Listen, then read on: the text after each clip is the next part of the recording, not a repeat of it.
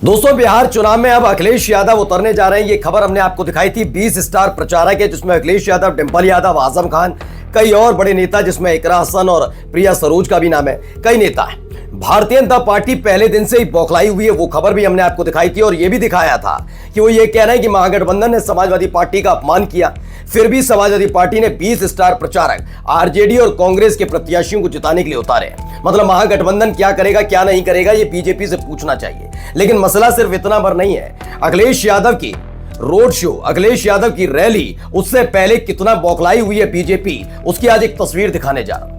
आज आपको एक ऐसी खबर दिखाऊंगा जिसके बाद आप खुल्लम खुल्ला ये कह सकते हैं कि जो सैटेलाइट चैनल पर रंगे पुते चेहरे लेकर अपने आप को राष्ट्रवादी एंकर और पत्रकार कहते हैं, वो बिके हुए ईमान वाले हैं।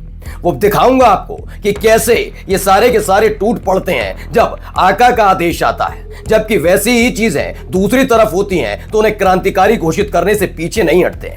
जी हां, आज आपको दिखाऊंगा अखिलेश यादव की पहली रैली को लेकर ही कैसी कैसी कहानियां दुनिया और देश को सुनाई जा रही हैं। लेकिन आज इनकी पोल इसी वीडियो में खोलने जा रहा हूं। नमस्कार, मैं हूं प्रज्वल गौतम और आप देख रहे हैं खबर चौक। सबसे पहले खबर देखिए, फर्स्ट बिहार झारखंड की है। अखिलेश यादव 1 नवंबर से करेंगे बिहार में चुनावी आगाज। 6 जनसभाओं को करेंगे संबोधित। एक नहीं, दो नहीं, 6 जनसभाओं को संबोधित करने जा रहे हैं। और इसी ने हलचल बढ़ा दी है, क्योंकि इनको लगता है कि कैसे भी करके महागठबंधन में दरार पड़ जाए, जैसे एनडीए में पड़ी हुई है। आप समझिए कैसे। बिहार में आरजेडी और कांग्रेस के बीच गठबंधन है, क्लियर बात। इंडिया गठबंधन का हिस्सा समाजवादी पार्टी वो जा रही है, खत्म बात। आपको लेना देना क्या? क्यों कह रहा हूं? क्योंकि बिहार में पहले से ही एनडीए में सिर्फ फुटबॉल चल रही थी। चिराग पासवान ने मोर्चा खोला, फिर चिराग पासवान को मनाने के लिए नीतीश की एक सीट, फिर अपने दोनों साथी हिंदुस्तानी अवामी मोर्चा जीतन राम मांझी और उपेंद्र कुशवाहा की 4-4 सीटें काटकर थमाई गई थी। उसके बाद बवाल हो गया था, भूचाल आ गया था। खुद उपेंद्र कुशवाहा ने कह दिया एनडीए में सब कुछ ठीक ठाक नहीं है। अब यही चाहते हैं कि हमारे यहां तो हो रहा है, ये किस मिट्टी के बने हैं महागठबंधन वाले, ये लड़ क्यों नहीं रहे, ये विवाद क्यों नहीं कर रहे, ये सपा वाले अखिलेश यादव क्यों नहीं कह रहे कि भाई हम तो नहीं मानेंगे, हम नहीं आएंगे प्रचार के लिए, उल्टा प्रचार करने आ रहे। एक नहीं, दो नहीं, 20 लोगों को उतार दिया। तो पेट में मरोड़ पहली तो ये थी। अब दूसरी मरोड़ जो है वो सबसे ज्यादा जरूरी है। वो जरा समझिएगा क्या है। तो भाई साहब, अपने आप को राष्ट्रवादी चैनल कहने वाला ये जी न्यूज, जरा देखिए जी न्यूज की हरकत दिखाऊंगा मैं आपको। बिहार विधानसभा चुनाव में ओसामा के चुनाव प्रचार में योगी बनाम अखिलेश, पहले ही कह दिया। अब पहले तो समझिए ओसामा कौन है। ओसामा साहब दरअसल आरजेडी की टिकट पर चुनाव लड़ रहे हैं। ये शहाबुद्दीन के बेटे हैं। शहाबुद्दीन को आप चाहे याद करें बाहुबली के तौर पर, माफिया के तौर पर, जैसे भी याद करना है, लेकिन आपको उनको एक जनप्रतिनिधि के तौर पर भी याद करना होगा। आप सीवान से कोसों दूर बैठकर ये तय नहीं कर पाएंगे कि सीवान में शहाबुद्दीन क्या है। हमेशा इस बात को याद रखिएगा। 2 तरीके की चीजें होती हैं, दोनों तरीके, मैं उनका पक्ष नहीं ले रहा हूं। शहाबुद्दीन की हिस्ट्री पढ़े, मुझे बताने की जरूरत नहीं है, आप पढ़ लीजिएगा जाकर शहाबुद्दीन क्या है क्या नहीं। शहाबुद्दीन कौन है ये बीजेपी के नेताओं से जाकर पूछिएगा, जिन्हें अटल बिहारी वाजपेयी की सरकार के वक्त ही बेस्ट सांसद का भी अवार्ड मिल चुका है। जी हां, एक बेहतरीन नेता का अवार्ड किसी और ने नहीं, बीजेपी के कार्यकाल में मिला था। आज चूंकि अमित शाह वहां पहुंचते हैं, वो क्या कहते हैं, एक बयान देते हैं। मसला भी ये नहीं है, आगे एक लाइन पढ़िएगा, भी बताऊंगा। अमित शाह ने एक बयान दिया कि 100 शहाबुद्दीन भी आ जाए तब भी नीतीश और मोदी जी का जो बिहार है उसका कुछ नहीं बिगाड़ सकेंगे। यही कहा था ना, मैं तब भी यही कह रहा था कि बिल्कुल सही है ना। शहाबुद्दीन तो आपके हिसाब से माफिया, बाहुबली, तेजाब में जला देने वाला है ना, यही तो था। जबकि ओसामा का लेना देना नहीं, उनके केवल पिता हैं। ओसामा पे एफआईआर नहीं, जेल वो गए नहीं, उनका कोई लेना देना नहीं, कोई विवाद जुड़ा नहीं, तमाम चीजें। लेकिन इनके हिसाब से देश के गृह मंत्री के मुताबिक अनंत सिंह, जिनके यहां से बहुत भारी तादाद में और प्रतिबंधित हथियारों का जखीरा मिला था, और वो आरजेडी की जब तक नेता रहे तब तक वो कुख्यात भी थे, तब तक वो भाई साहब माफिया भी थे, तब तक वो बाहुबली भी थे। आजकल वो संत और क्रांतिकारी हो गए अमित शाह के मुताबिक। मैं नहीं कह रहा हूं, क्योंकि अगर आप शहाबुद्दीन का जिक्र, जो इस दुनिया में है नहीं, और उनके बेटे पर कोई आरोप नहीं, जेल नहीं, कुछ नहीं, तो वो साथ उस लड़के के लिए आप ये सब बोल रहे हैं। और ओसामा का प्रचार करने अखिलेश यादव जा रहे हैं, तो मीडिया क्या कर रहा है वो दिखाऊंगा।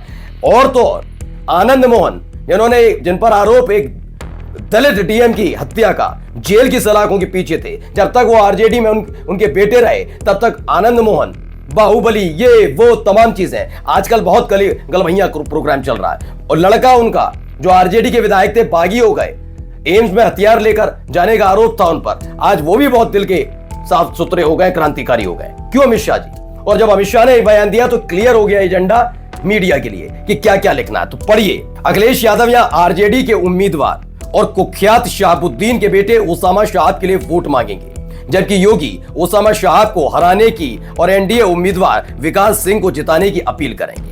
खबर समझिए, कुख्यात शहाबुद्दीन तो कुख्यात ब्रजेश सिंह लिखने में कलम टूट जाती है क्या?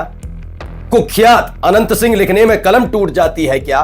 क्या आनंद मोहन के लिए लिखने में कलम टूट जाती है क्या? अच्छा, शहाबुद्दीन के बेटे से उनका कोई लेना, बेटा ही तो है।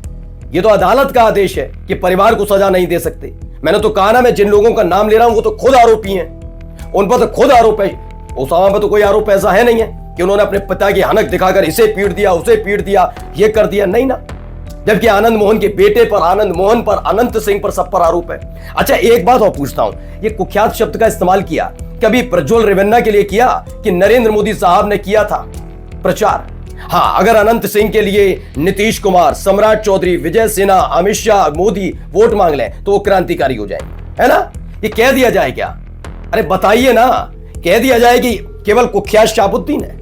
क्यों नहीं पूछा जाए ये सवाल कि अनंत सिंह जिनके घर से भारी से भारी हथियार मिलते हैं, चूंकि वो आरजेडी के नेता रहते हैं, तब तक वो कुख्यात भी होते हैं, तमाम चीजें। जैसे ही वो जेडीयू में उनकी पत्नी आती हैं और वो जेल की सलाखों से बाहर इसी बीजेपी के कार्यकाल में आ जाते हैं तो वो क्रांतिकारी हो जाते हैं। अब अमित शाह वोट मांग सकते हैं उनके लिए, नीतीश कुमार वोट मांग सकते हैं, सब कुछ ठीक हो जाएगा।